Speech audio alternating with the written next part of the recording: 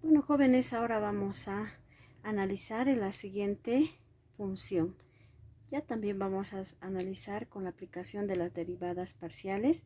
Vamos a averiguar si esta función tiene un punto máximo o un punto mínimo, o dicho de otra forma, si su punto crítico es un máximo o es un mínimo. ¿Ya? Entonces, para ello, primeramente vamos a encontrar las dos primeras coordenadas del punto crítico, ya haciendo la primera derivada parcial. Entonces hallamos la primera derivada parcial respecto de la variable x. ¿Ya? Quiere decir, voy a derivar la función, pero respecto de la variable x. Aquí tenemos menos 3x al cuadrado. Aquí está la variable x, entonces voy a derivar x al cuadrado. ¿Ya?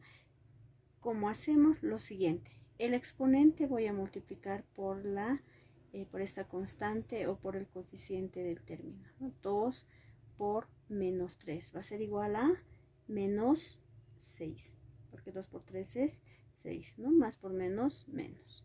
Anotamos la variable, a su exponente le restamos 1, 2 menos 1 es 1, por tanto ya no anotamos. Me voy al siguiente término, aquí no está la variable x, por tanto se deriva como 0, se convierte en una constante y se deriva como 0.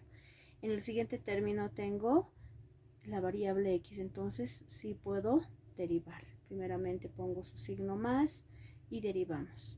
¿Ya? 6x se deriva como 6 nada más. Ya sabemos que la variable x va a desaparecer al convertirse en 1, al derivarse, ¿verdad? X elevado a la unidad se deriva como 1 por x elevado a 0. Y cualquier valor elevado a 0 siempre es igual a 1. Y 1 por 6 va a ser igual a 6. Ya tenemos nuestra primera derivada parcial. A esta debemos igualarla, dice, a 0. Entonces, ¿qué es lo que vamos a tener? Ya vamos a despejar. Esta se ha convertido en una ecuación con una incógnita, una ecuación de primer grado con una incógnita, ¿no? Quiere decir, voy a despejar x para encontrar la coordenada del punto crítico en x. ¿Qué hacemos para resolver esta ecuación? Donde está la variable la dejamos en el primer miembro, el término que es donde está la variable, entonces menos 6x se queda en el primer miembro, al otro miembro va a pasar 6 positivo como menos 6, ¿no? El próximo paso va a ser despejar x. ¿Ya? Despejando x voy a tener lo siguiente, que x va a ser igual a menos 6 dividido entre también menos 6. ¿Ya? Menos 6 dividido entre menos 6 es igual a 1. Por tanto, x va a tener el valor de la unidad. Hacemos lo mismo con la variable y. Vamos a hallar la derivada parcial respecto de la variable y de la función. Entonces voy a derivar la variable, la función respecto de la variable y x se va a comportar como constante. ¿Ya? En este primer término no está la variable y, entonces todo se comporta como constante y la derivada de una constante es 0. Entonces no anotamos nada. Me voy al siguiente término, aquí sí está la variable y.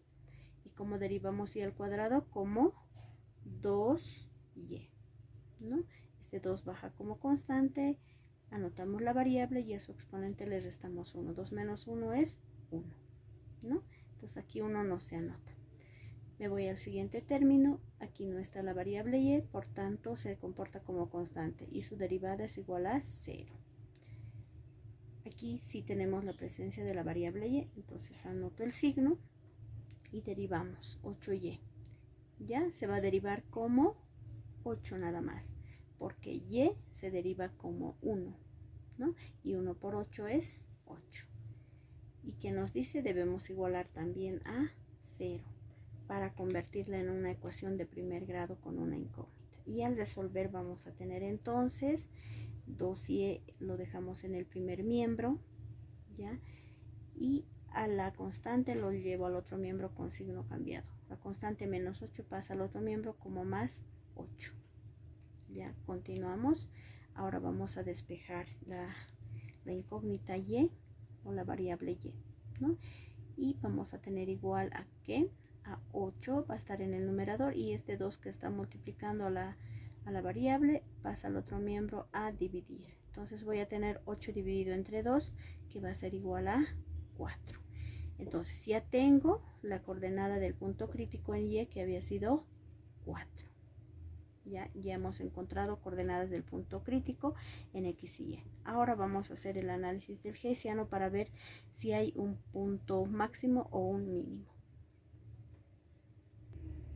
Bueno, estamos recordando entonces la determinante del Hessiano, ¿no?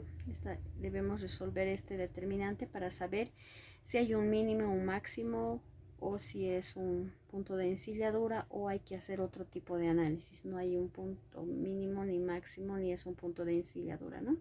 Entonces, vamos a resolver esta determinante. Para ello yo necesito las derivadas de orden superior, ¿no? 2 veces de x, 2 veces de y, las combinadas x y x. Entonces, ya tengo una primera derivada y voy a sacar la segunda derivada. ¿Ya? Voy a trabajar en este otro lado para sacar esas segundas derivadas. ¿Ya? Ya tengo una primera derivada respecto de la variable x, que es igual a menos 6x más 6. A esta la voy a volver a derivar una vez más, también respecto de x, y esa va a ser igual a ¿cuánto? Quiero derivar 6x, ¿no? Digo menos 6x. ¿Cómo se va a derivar? Como directamente menos 6. ¿Por qué? X se deriva como 1, ¿verdad? Como está elevado a la unidad, entonces se va a derivar directamente como la unidad. Y 1 por 6 es 6. Y va a desaparecer aquí al hacer la segunda derivada. Y la derivada de una constante es 0. Entonces ya no anotamos. Ya hemos derivado respecto de x 2 veces. Ahora me falta una combinada con x. Primero de x, luego de y. Y eso es igual a ¿cuánto? Quiere decir, a la derivada, a la primera derivada respecto de x la voy a derivar, pero respecto de y. Aquí está y en el primer miembro, no, entonces se deriva como 0. En el primer término, perdón, no está la variable y, por tanto, se deriva como 0. Aquí tampoco está la variable y, por tanto, se va a derivar como 0, porque la derivada de una constante es 0. ¿Ya? 0 más 0 va a ser 0. Ya hemos hecho la segunda derivada. Ahora trabajamos de la misma forma con la derivada parcial respecto de y. Ya tenemos una primera derivada que es 2y menos 8. A esta la voy a derivar otra vez respecto de la variable y va a ser igual a ¿cuánto? Ya debo derivar este término. Aquí está la variable y, entonces vamos a derivar. Ya la constante la anotamos como está y derivamos y. Y a la elevado a la unidad se deriva como y elevado a 0 y a su vez eso se deriva como 1 nada más, ¿no? Porque cualquier valor elevado a 0 es igual a 1 y 1 por 2 va a ser 2. Ya tenemos la segunda derivada. Ahora, la combinada primero de y, luego de x. Aquí tenemos la primera derivada respecto de y. A esta debemos derivarlo respecto de x. En ninguno de los dos términos está la variable x, por tanto se convierten en constantes. Y la derivada de las constantes son igual a 0.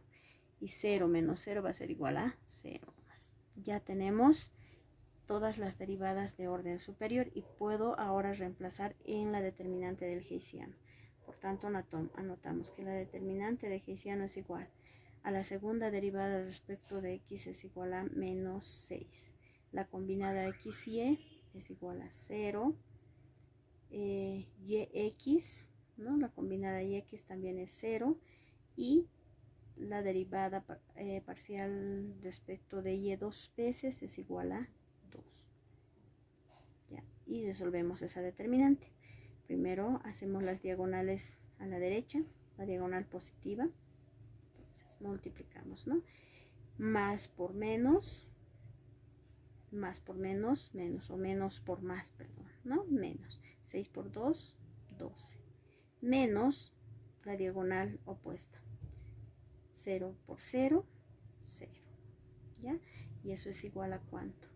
Menos 12 menos 0 es igual a menos 12. Menos 12 es un valor menor a 0. ¿Qué nos indica cuando el hessiano es menor a 0?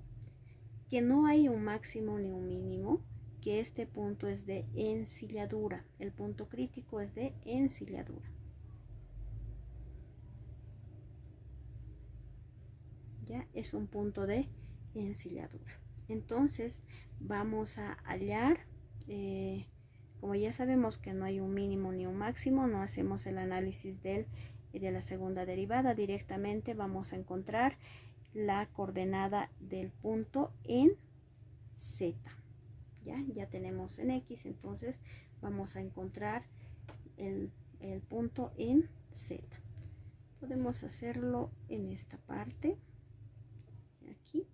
Entonces digo, voy a hallar la coordenada en Z. Tenemos ya el punto crítico, voy a anotarme aquí. Tenemos el punto crítico, sus coordenadas en X, ¿cuánto es? En X es 1, en Y es 4, y lo que me falta es en Z. Entonces quiero saber la coordenada en Z. Lo que vamos a hacer es directamente en la función inicial reemplazar, ¿no?, las coordenadas de X y Y en las variables. ¿Ya? Entonces f, x y y se convierte en z, recuerda, ¿no?, por regla de correspondencia.